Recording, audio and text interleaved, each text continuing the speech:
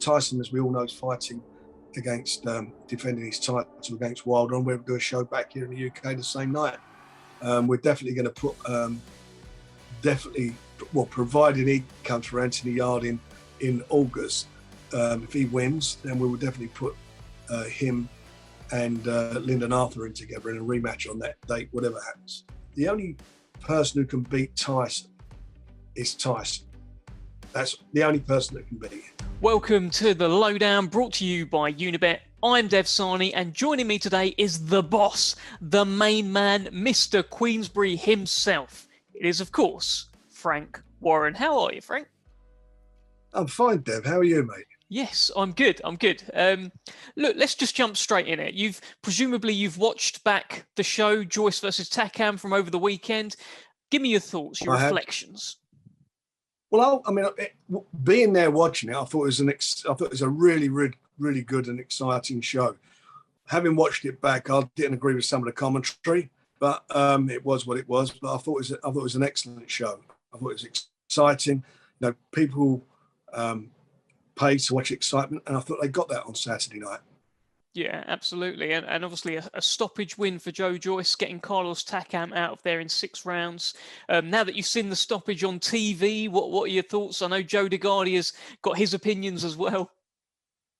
Well, Joe's a good friend, and I understand where he's coming from. Having said that, look, first of all, is that Joe in that fight, he took some shots, but I think his mentality was in that fight, to take the shots to wear him down, wear Takam down. And that's basically what he did. He kept moving forward and forward. He was getting clipped. He was getting caught by the right hand. But that 6th round, when he opened up on him, he had him in all sorts of trouble. And when you think about it, all this criticism of the referee is pretty ridiculous. Watch it back and count how many unanswered punches he threw. It was well over 25 of them. And the referee has no choice. And he was hurt. That's what it was. I don't blame Takam for afterwards complaining, or as I say, or Joe. That's boxing. That happens. But the fact of the matter is, you're not throwing punches back. You give the referee no choice. Yeah. So what's next for Joyce? I saw your story with Sky Sports. Quite cheeky. You talked about a tick over in Dereck Chisora. Come on, Frank. He's no tick over for anyone, right? Well, being realistic, where we are at the moment, we just want to see the outcome of the AJ's fight with Usyk, because Joe's the mandatory, and then we'll see where we go from then. But I'm not having him sitting around on his backside, and if he's got to have a fight in between, Chisora would be a great fight if he fancies it. I don't think Dereck fancies it, to be quite honest. But if he does, it's there to be made. Well, Sam Jones said that Chisora, in some way, shape or form, has been offered the fight roughly 55 times. So will you approach with offer number 56? Look, if he wants it, he's got our number. It's really simple. I don't keep chasing Dereck. At the end of the day, anyone with any ambition will want to fight the guy who's ranked number 1. It's the next best thing to fighting for the title. Fighting a champion. You're fighting the number 1. You can maybe go put in a really great performance. You maybe go and nick that position. That's what you do if you really want to get into a position to fight for a title. Maybe Dereck's looking what he feels is an easier job. I don't know, but one thing for sure is that Joe Joyce's career does not revolve around Dereck Chisora. He's in the number 1 spot. He's in a really good position at the moment, and he's done that through hard work, grit, and determination, and did it with yet another performance against a tough opponent on Saturday in an exciting fight. Yeah, it was certainly that. So you've talked before about how you're looking to get Joyce out in October. You don't want him sat around waiting on outcomes and whatnot. What sort of caliber of opponent can we look forward to? I've seen Sam Jones talk about how he'd welcome a fight with Luis Ortiz. What are your thoughts? Yeah, I haven't got a problem with any of those fights, but let's see what happens. We haven't got to wait long, have we? We're going to know where we are soon. And as I say, in the meantime, there's a few guys out that we can look at and see what the position. Ideally, we're going to do a show in October, maybe fights on that. Tyson, as we all know, is fighting against defending his title against Wilder, and we'll do a show back here in the UK the same night. We're definitely going to put, providing he comes for Anthony Yarde in August. If he wins, then we will definitely put him and Lyndon Arthur in together in a rematch on that date, whatever happens. Oh, so October the 9th is Yarde-Arthur rematch, Arthur-Yarde rematch. On that night, yeah, that's what we intend to do. We're looking at venues at the moment to get it sorted out. We were looking at something in Manchester and waiting for some feedback on that. Oh, okay. Well, there's a bit of a scoop there then. That rematch is happening, providing Anthony Yarde comes through on August 28th. We've got it. Correct. So that will be part of a big night of boxing. Do we know about pay-per-view or anything like that? We're not getting into that yet until we sort out the rest of the card. That's quite something. If it does happen in Manchester, you mentioned Manchester there.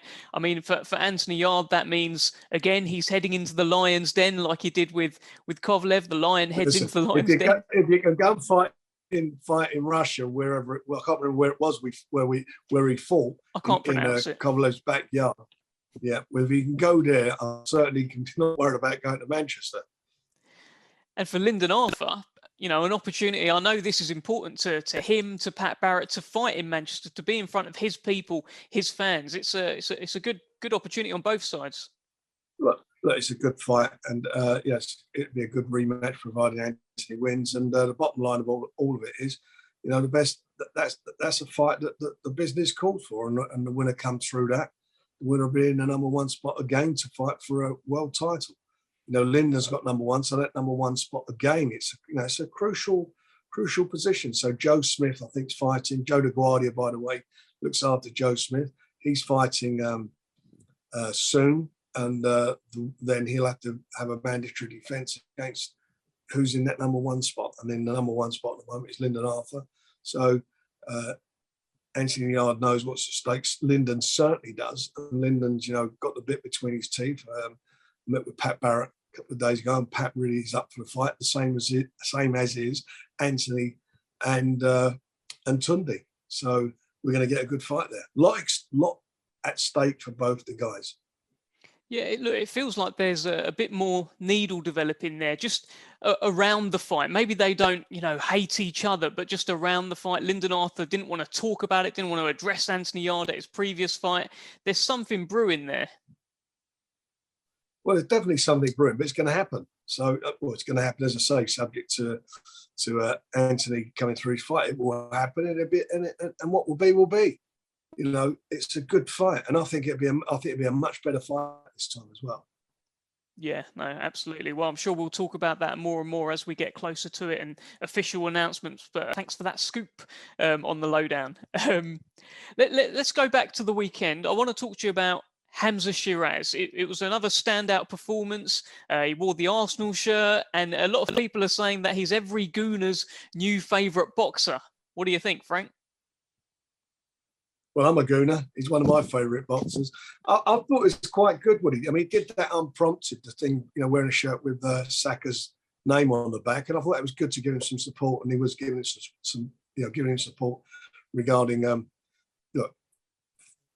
he missed a penalty. That happens. That's sport. Things happen. But the racial abuse and everything that came afterwards was totally ridiculous and uncalled for. And it's not the nasty side of what I thought was a really excellent Euro competition.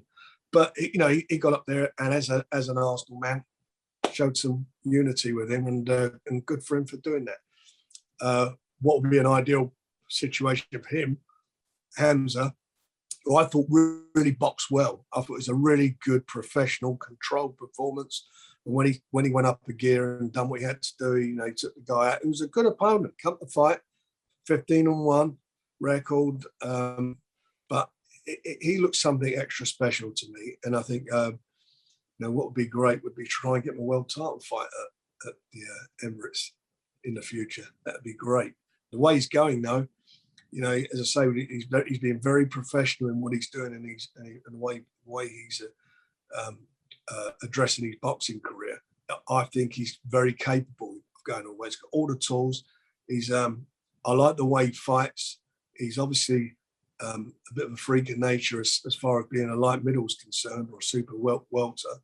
He's 6'3", but the way he sits in his arms when he tucks up, because he's got such long arms, he basically covers most of his body, and he keeps his hands up as well. So he's got a very good defense, And normally big, tall, rangy guys like that don't fight too well inside, but he does. And he gets great leverages. He brings great up, really good shots, especially his uppercuts. I like him a lot. And I really, as I say, I really do think he's going places. And his fans, with every passing fight, seem to get louder and louder. The numbers seem to be swelling. There is a growing support behind Hamza Sheeraz. Oh, there is. I mean, you know why? Because he's exciting. He's an exciting fighter, and he's very personable. Very personable, and he's working at his career, working at his boxing in the ring. He's also working on his career outside the ring. Very intelligent guy.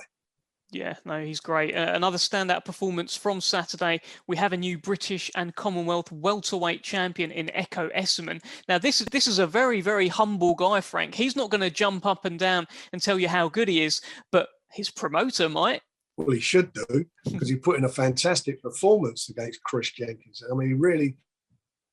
I've got to be honest. I thought that was a real toss-up fight. I didn't think there was a lot in that, and I think Echo boxed supremely well. Very controlled and professional performance.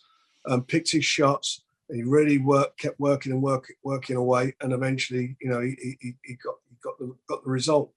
I like him a lot. And I'll tell you something. Him and Conor Benn would be a great fight. Their styles will make a great fight. Yeah, I mean, look, he's British champion, he's Commonwealth champion. We know that previously, within the last year, the British title was something that Conor Benn was pursuing. Are you expecting a call for a fight like that? Well, I'm not expecting a call at all. I'm still waiting for a call for a meeting. But anyway, forget about that.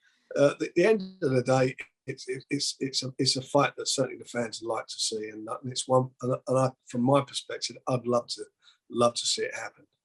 Do you think you've got the best welterweight in Britain on your books now, Frank? On that performance, I do. Yeah, onwards and upwards for the engine. Great breakout performance. Let's talk again about August 28th. Obviously, we've mentioned Anthony Yarde is back. Do we know how we're looking opponent-wise yet? We're still on it. We had it done more or less a couple of days ago, but the guy, it's like God's law, he was injured. But I expect we get something done hopefully today. We'll give you the heads up.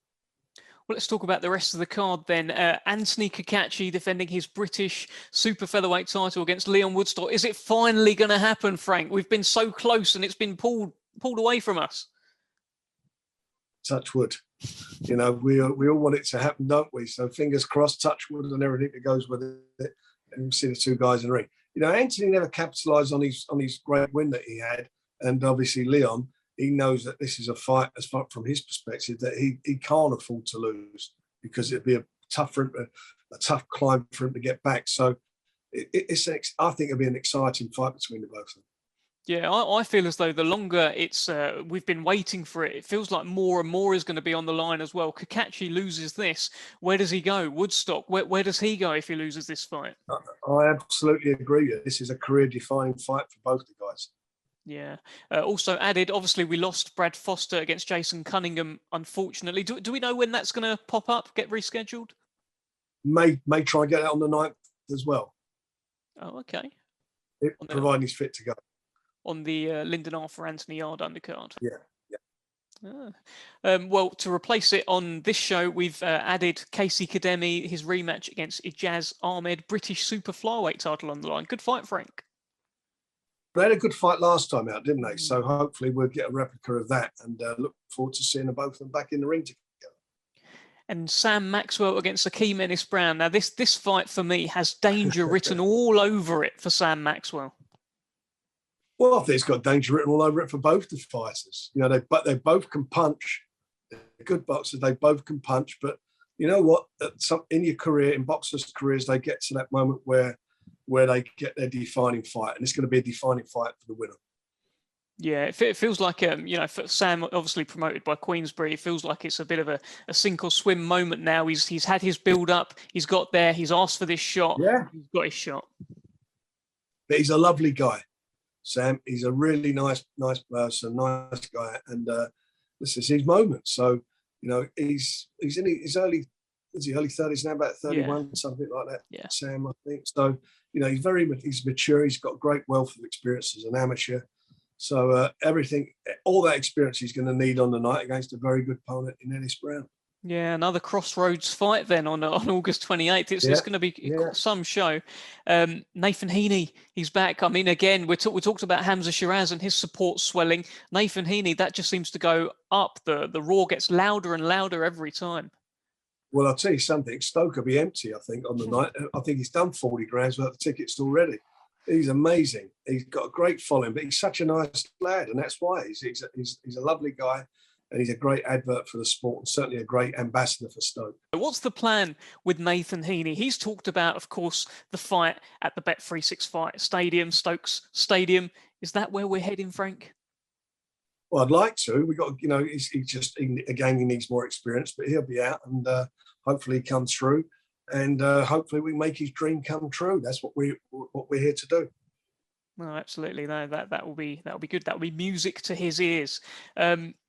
Talk to me about Daniel Dubois. I keep seeing little teases here and there that big news is coming soon. Can you give us anything? You've already given me one scoop today. Give me another one, Frank. We're going to have a press conference next week. Okay. All right. Great. On Tuesday. Anything else we should know about that press conference? Any other fighters involved? It's going to be in London, the press conference. Okay, look, I will be there. I will be there for sure. Just one more thing I wanted to ask you before I let you go. It looks like in the super middleweight division, the negotiations between Canelo Alvarez and Caleb Plant for a unification undisputed fight have broken down. We've got a super middleweight who might fancy a ruck. We certainly have. I mean, he's really impressed me since he's come over with us, and I think Zach Parker, he would jump at that in a heartbeat. There's no doubt about that. So obviously, it's a very, very tough against probably, you know, he's either number one or number two pound for pound out there at the moment. But it's a tough fight. But you know what? I'll tell you something. Zach has really, really impressed me, and I think impressed his fans. You know, he's got some momentum going. Whatever happens again, you know, he's ready and able and willing to go and make that fight anytime. But again, he's not going to be sitting around on his backside. I'm sure they'll try and get this Caleb Plant fights on still because they need a big fight for the Mexican Bank Holiday weekend in September. That's what they, you know, that's the normal dates that Canelo fights on. So something to get resolved, I think, probably in the next 7 or 8 days, and then after that we can take stock and see what impact that has on Zach's future.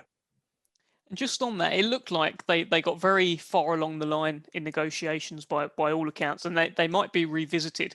But it looks like that was heading to Fox pay-per-view in America with a big guarantee for Canelo, and of course he'd get a cut of pay-per-view revenue. I thought pay-per-view was dead in America, Frank. Well, you know, that's where they earn their big money, the fighters, and you know, look. Until streaming really, really takes off and they can charge a decent amount of money to cover the purses that the boxers require, that's going to be a while. That's going to take a long time. So the only way these fighters are going to make big money, unless somebody wants to underwrite, which they were, they have been doing, by the way, with Canelo, but unless they want to underwrite the purses that he was earning previously on pay-per-view, the only way it works is pay-per-view. Contrary to what anybody says, you know, Anthony Joshua at the moment, he's got his fight, which is on pay-per-view in September against Usyk. You know, I'd be interested to see if he comes through that fight. Will he want to be giving up pay-per-view to go and fight on streaming? Who knows? I don't know. He'll have to make a serious decision. Yeah, no, look, all eyes are going to be on that. It will say a lot either way. Tyson Fury and Deontay Wilder, October 9th. What's going on? Well, as we mentioned, that's the date that's planned for the fight, and you know, Tyson's I think he's back in the UK, and you know, this is a fight that he can't afford to slip up on. You know, I've been thinking about it a lot, the fight, and I think the only person who can beat Tyson is Tyson. That's the only person that can beat him at the moment. So provided he's focused and he's okay, you know, I think he'll do a job at the night. I mean, Deontay Wilder seems, look, obviously they had that press conference. He covered up his ears and that. He didn't want to take any of it. When the news came out about the postponement of the fight, there was no statements from him. He hasn't talked to press about it. Where do you think his head is at around this fight? Well, he's got it in his head that he believes with his new trainer that they've seen something in Tyson, something in that there's a chink in his armour. And that's what it is. I mean, but, you know, I just look at it and you know, and I keep banging on about it. You know, with Tyson, he's never going to outbox him. He's never going to out-jab him. I don't think his chin is as good as Tyson's chin, as we've seen. I don't think his boxing brain is as good as Tyson. His footwork, his hand speed, everything's better. He's a big puncher, but I don't think I think he is a big puncher. But Tyson's obviously shown he can punch as well, and he showed that in the last fight. And as I say, I'm very, very, you know, providing Tyson's on the money, he wins that fight. And as I say, the only one who can beat him is himself. It feels like if he comes through that fight, he's done his part. He's got his big obstacle out of the way from the fight that everyone wants. And Anthony Joshua needs to get Oleksandr Usyk out of the way in September. How do you see that fight going? I think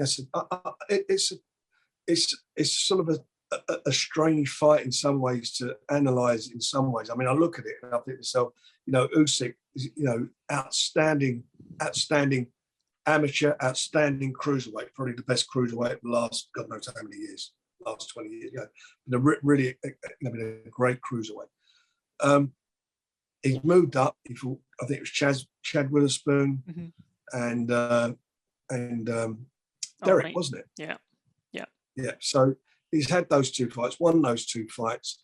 So at that age, you don't really, you know, at the age he is now, I think he'd probably still make cruiserweight if he wanted to make it. Whereas if he'd have moved up when he was younger, maybe like, you know, 3 or 4 years ago, he'd have grown into being a heavyweight. So Joshua's a big, you know, he's a big man. We know that he's got a big punch, you know, great reach, great, you know, he's not got a bad jab. But having said all of that, I think if Usyk can be there after, you know, 6-7 rounds, I think that he will give him a problem. If he can be there, if he can get under that jab, which he's capable of doing, he's got very good boxing ability. If he can get under his jab and work inside on him, you know, I think he's got a good chance. And if he's still there after 6 or 7 rounds, I genuinely feel he could probably, and it goes to distance. I think if it goes to distance, I think he will win it on points, Usyk. Okay, look, I mean, he'll outbox him. Yeah, look, he feels like a different sort of cruiserweight to the cruiserweights that we've seen go up in the past and have success. It is going to be about boxing because he didn't have a big punch at cruiserweight, right? Well, it's because he's also that's right, and it does, you know, and at heavyweights you need it, you know, you do need to be a bit, you know, you need to be a banger. Having said that, you know, as I say, my sort of in the back of my mind is the fact that you know, as a heavyweight, you know, he's not had that amount of time to bed in as you'd like him to bed in as a heavyweight, you know, to grow into being a proper, solid heavyweight fighter. You know, done all right against Chad Witherspoon. You see the stuff with Dereck, it was what it was, broke him down at the end. But, you know, I do feel that as I say, the early rounds of the fight with Joshua are going to be the interesting rounds. I think those sort of, you know, 4, 5, 6 rounds are going to be the interesting time. If he takes Joshua's shot, then Joshua will have a problem. Well, if he does solve the problem, Anthony Joshua, and if Tyson Fury is able to solve his problem with Deontay Wilder, you know what I'm going to ask you. Well, look, if they do it, I mean, it's, you know, this one everybody wants to see, isn't it? Everybody wants to see it. I mean, the fighters want to see it. Everybody wants it, and there shouldn't be any obstacles there to make it stop it from happening. Well, Eddie Hearn's come out and said a possible February next year would be the most realistic. Is that what you think as well? What do you think? Look, it'll be realistic when they both sign up for it. Yeah, I think we've learned our lesson as boxing fans. Been down that road. I didn't want to go there. We all want to see it, you know, but the only way you're going to see it is when the two guys sign up. Okay. All right, boss. Well, thank you very much for your time. Cheers, Finally, mate. anything else you want to add? No, I think that's it. Okay. All right. Thanks for joining us. I'll speak to you soon.